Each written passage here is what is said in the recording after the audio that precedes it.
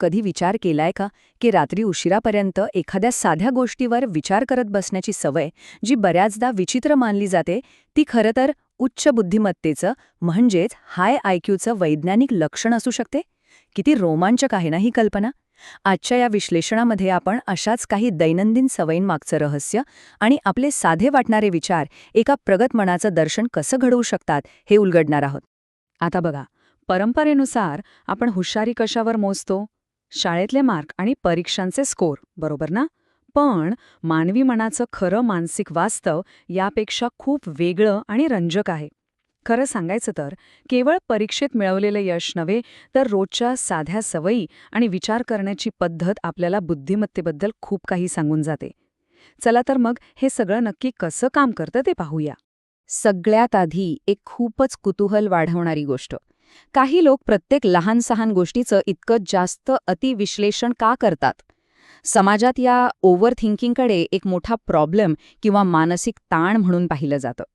पण थांबा, हे खरंच एखादं कमकुवतपणाचं लक्षण आहे की मानवी मेंदूत दडलेली एखादी छुपी महाशक्ती? असा विचार करणं आपल्याला मानवी मेंदूच्या एका पूर्णपणे अज्ञात क्षमतेकडे घेऊन जातं. मानसशास्त्राच्या भाषेत या प्रॉडक्टिव्ह ओव्हरथिंकिंगला कॉग्निटिव्ह रिफ्लेक्शन म्हणजेच संज्ञानात्मक चिंतन असं म्हणतात. होतं काय की अत्यंत हुशार लोक घाईघाईने किंवा तात्काळ कोणतीही प्रतिक्रिया देत नाहीत. ते एक पाऊल मागे घेतात, आपली पहिली प्रतिक्रिया तपासून पाहतात आणि मग गुंतागुंतीच्या समस्या सोडवण्यासाठी त्यामागील कारणांचा सखोल विचार करतात. हे सगळं ते चिंतेपोटी किंवा भीतीपोटी नाही, तर निव्वळ कुतूहलापोटी करत असतात. आणि या सततच्या कुतूहलाला अगदी भक्कम असा वैज्ञानिक आधार आहे.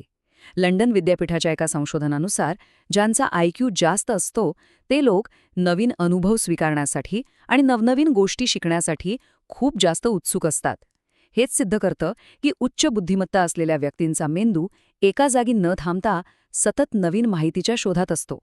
याचाच अर्थ असा की नवनवीन कल्पना किंवा कोणतीही रँडम माहिती, रँडम फॅक्ट्स सतत शोधण्याची सवय म्हणजे केवळ लक्ष विचलित होणं नव्हे, जगातील गोष्टी जशा आहेत तशा त्या का आहेत हा प्रश्न विचारणं एक प्रकारची सखोल बौद्धिक भूक आणि अत्यंत सक्रिय कल्पनाशक्ती दर्शवते.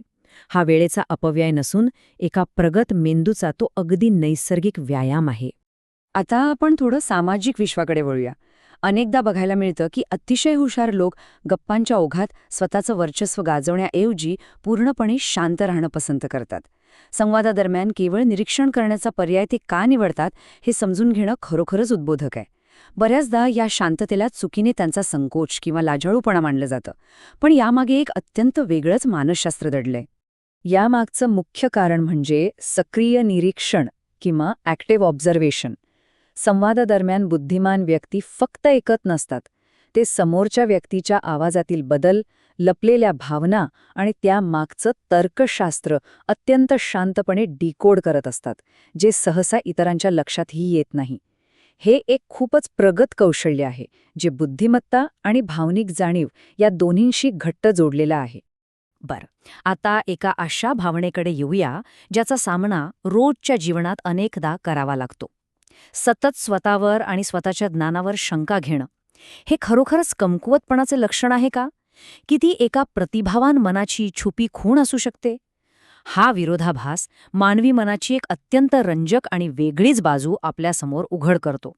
मानसशास्त्रात या संकल्पनेला बौद्धिक नम्रता किंवा इंटेलेक्च्युअल ह्युमिलिटी असं म्हणतात. अत्यंत बुद्धिमान व्यक्तींना या वास्तवाची पूर्ण जाणीव असते की त्यांना जगातील अनेक गोष्टी माहिती नाहीत, आणि हीच विलक्षण आत्मजाणीव त्यांना स्वतःच्या मर्यादा मान्य करायला आणि सतत नवीन काहीतरी शिकायला प्रवृत्त करते. म्हणूनच ते अनेकदा स्वतःच्याच ज्ञानावर आणि निर्णयांवर शंका घेताना दिसतात. इथे एक अतिशय रंजक विरोधाभास पाहायला मिळतो. एका बाजूला आहे बौद्धिक नम्रता, जिथे एखाद्याला आपल्या अज्ञानाची अचूक जाणीव असते, आणि दुसऱ्या बाजूला आहे डनिंग-क्रुगर इफेक्ट, जिथे कमी क्षमता असलेले लोक स्वतःच्या अज्ञानामुळेच स्वतःच्या कौशल्यांचा उगाचच अतिअंदाज करतात. थोडक्यात सांगायचं तर स्वतःच्या अज्ञानाचा स्वीकार करणं हेच खऱ्या बुद्धिमत्तेचं एक उत्तम प्रतीक ठरतं. आणि हेच आपल्याला आणखी एका मनोवैज्ञानिक पैलूकडे घेऊन जातं. ब्रिटिश जर्नल ऑफ सायकॉलॉजीमधील एका महत्त्वपूर्ण अभ्यासात असं सिद्ध झालंय की अतिशय हुशार व्यक्ती सततच्या सामाजिक संवादाने किंवा गर्दीत राहण्याने कमी समाधानी असतात. होय, एकटे राहण्याच्या या इच्छेला खरोखरच एक भक्कम वैज्ञानिक आधार आहे. यावरून हे स्पष्ट होतं की एकटेपणाचा आनंद घेणं म्हणजे ती व्यक्ती विचित्र किंवा असामाजिक आहे असा त्याचा अर्थ होत नाही. एका अत्यंत सक्रिय आणि गुंतागुंतीच्या मेंदूला वरवरच्या गप्पांपेक्षा सखोल विचारांसाठी शांत जागेची सतत भूक असते. ह्या एकांतातूनच असा मेंदू पुन्हा नव्याने ऊर्जा मिळवतो आणि गुंतागुंतीच्या कल्पनांवर लक्ष केंद्रित करून त्यावर प्रक्रिया करू शकतो. चला तर मग आपण आत्तापर्यंत जे काही पाहिलं ते थोडक्यात एकत्र करूया.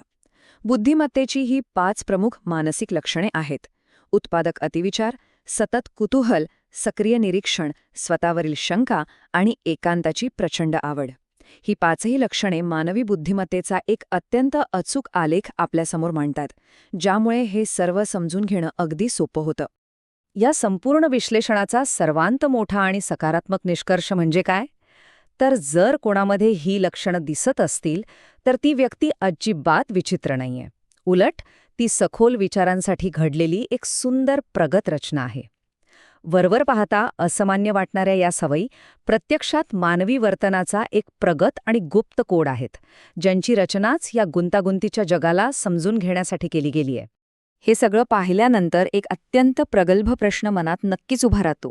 यापैकी कोणता छुपा मानसिक नमुना मानवी वर्तनाकडे पाहण्याचा आजवरचा दृष्टिकोन पूर्णपणे बदलून टाकतो? आपण मानवी वर्तनाकडे ज्या पद्धतीने पाहतो त्यात नक्कीच एक मोठा बदल घडून येईल. तर पुढच्या वेळेपर्यंत मानवी मानसशास्त्राच्या या अद्भुत रहस्यांवर नक्की विचार करा.